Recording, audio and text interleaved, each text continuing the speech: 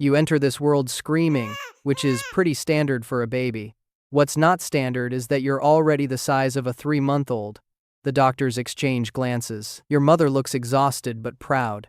Nobody's worried yet. Big babies happen all the time, but deep inside your skull, a tiny tumor is already pressing against your pituitary gland, and it's about to turn your growth hormone production into an absolute fire hose of biological chaos. Welcome to life as a giantess. Hope you weren't planning on fitting in anywhere, ever, for the rest of your existence on this planet built for smaller people. By age 2, you're the height of most 5-year-olds. Your parents think it's cute at first. Their little girl is going to be a basketball star. They're buying you new clothes every few months because you keep bursting out of them like the Incredible Hulk. Except instead of rage, it's just relentless, unstoppable growth. The pediatrician starts making concerned faces during checkups. Growth charts exist for a reason, and you're treating them like a personal challenge. You're not just above the 99th percentile, you've left the chart entirely. The chart is a distant memory now. Your growth has gone off-road into uncharted statistical territory.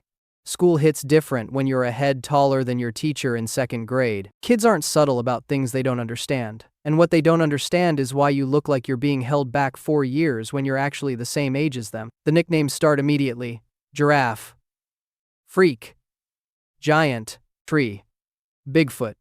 You learn to hunch your shoulders, trying to compress yourself into something more acceptable. Something that doesn't draw constant stares and whispered comments.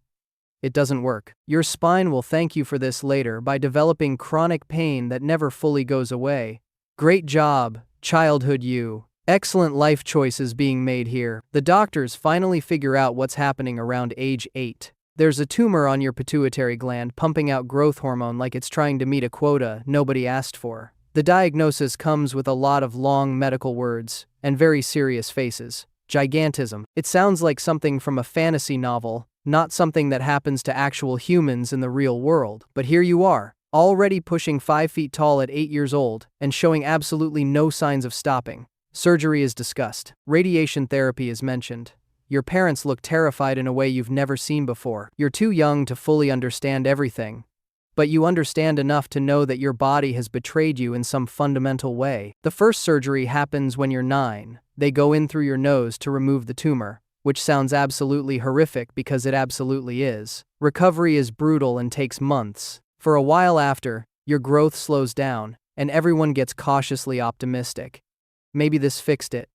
Maybe you'll be okay. Then the growth hormone levels start climbing again during follow-up blood tests. The tumor grew back. Because of course it did. Your body is fully committed to this bit. Another surgery follows. Then another. Each one leaves you a little weaker, a little more scarred, a little more aware that this isn't something you're going to beat. It's something you're going to manage, badly, for the rest of your life. The doctors use words like ongoing management, which is medical speak for this never ends. Puberty arrives like a freight train carrying additional freight trains. Most teenage girls worry about acne and awkward growth spurts and whether their crush noticed them. You're worried about literally not fitting through standard doorways. By 14, you're over 6 feet tall and still growing like you're being paid for it. Clothes shopping becomes an exercise in humiliation and frustration. Nothing fits. Pants are always too short. Sleeves end halfway up your forearms like you're wearing a child's clothing. Shoes have to be special ordered because apparently the fashion industry forgot that feet come in sizes above 11. You start wearing men's clothes out of necessity, which does absolute wonders for your already fragile teenage self-esteem. Dating? Let's not even talk about dating. Okay, fine, let's talk about it. It's a complete nightmare. Teenage boys are already walking insecurity disasters, and standing next to a girl who towers over them by 6 inches triggers something primal and deeply unflattering in their underdeveloped brains. They make jokes to cope. They avoid you entirely. The few who do show romantic interest often have weird reasons for it that become apparent pretty quickly. You develop a 6th sense for detecting fetishists. This skill will serve you well in adulthood, unfortunately, because they never stop appearing no matter how old you get. By 18, you've hit 7 feet tall. The growth has finally slowed. Not because your body decided to be reasonable, but because the growth plates in your bones have fused and physically cannot grow anymore. Too late though. the damage is already catastrophically done. Your heart has enlarged significantly to pump blood through your massive frame. Your joints are already showing signs of wear that most people don't experience until their 60s. Your spine is a mess of compressed discs and poor posture from years of trying to make yourself look smaller. You're 18 years old with the skeletal system of someone twice your age. Congratulations on your new body. No returns accepted. Finding a car you can actually fit in becomes your personal white whale.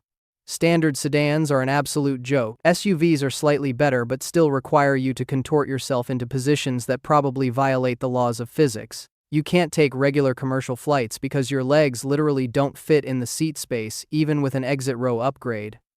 Want to travel anywhere? Hope you can afford first class, every single time. Forever. Otherwise, enjoy the 12-hour road trip in a vehicle you had to have custom modified just so you could physically drive it.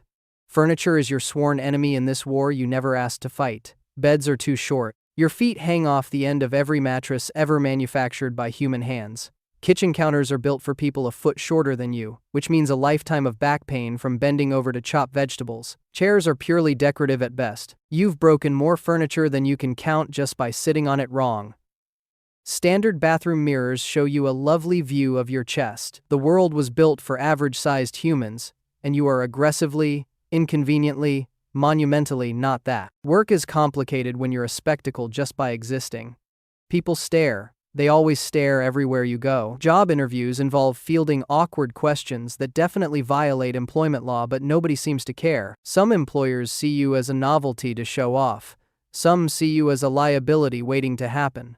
Finding professional clothes that fit is its own full-time job requiring constant effort. You end up getting everything custom-tailored, which costs roughly $1 million per outfit, give or take. The health complications pile up like you're collecting them as achievements. Heart problems from your enlarged cardiovascular system, joint pain that never stops, breathing difficulties, especially when lying down, diabetes from your body's insulin resistance, sleep apnea so severe that every night is a battle to keep breathing, infections that your compromised immune system struggles to fight off effectively, vision problems from pressure on your optic nerves, headaches that feel like someone's drilling into your skull with construction equipment. You're in your 20s with a body that's already falling apart like a car with 200,000 miles on it. The average person doesn't think about their mortality this much until they're 60. The medications never stop coming. Hormone suppressors, pain management pills, blood pressure regulation, diabetes management, heart medications. You become a walking pharmacy dispensing pills at regular intervals throughout the day. The side effects have side effects that require additional medications. Some days you feel almost normal. Most days you feel like you're piloting a malfunctioning mech suit made entirely of pain and disappointment. People assume things about you constantly. They assume you're strong because you're big. You're actually not. Because your muscles didn't scale proportionally with your height.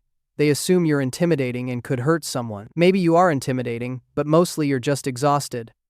They assume you wanted this somehow. Like you woke up one day and decided to become an inconvenient height through sheer force of will. By your 30s, if you make it that far, and statistically many don't, the wheelchair often becomes necessary. Your joints can't handle the stress anymore. Your heart is working overtime constantly. Moving around requires more energy than your body can spare. You went from towering over everyone to being seated most of the time. The irony definitely isn't lost on you. But here's the thing nobody tells you about being a giantess. You develop a perspective that smaller people genuinely never get. You literally see over crowds at concerts. You've never lost anyone at a music festival. Finding your friends in a busy restaurant is trivially easy, because you just look down. Small children think you're the coolest person alive because you're basically a real-life friendly giant from their storybooks.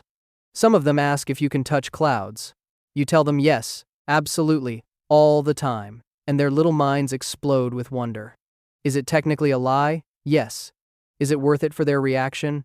Every single time. And honestly, if you're going to have a body that refuses to cooperate with societal norms anyway, you might as well completely own it. You can reach the top shelf without asking anyone for help. You can intimidate anyone who tries to mess with your friends just by standing up to your full height.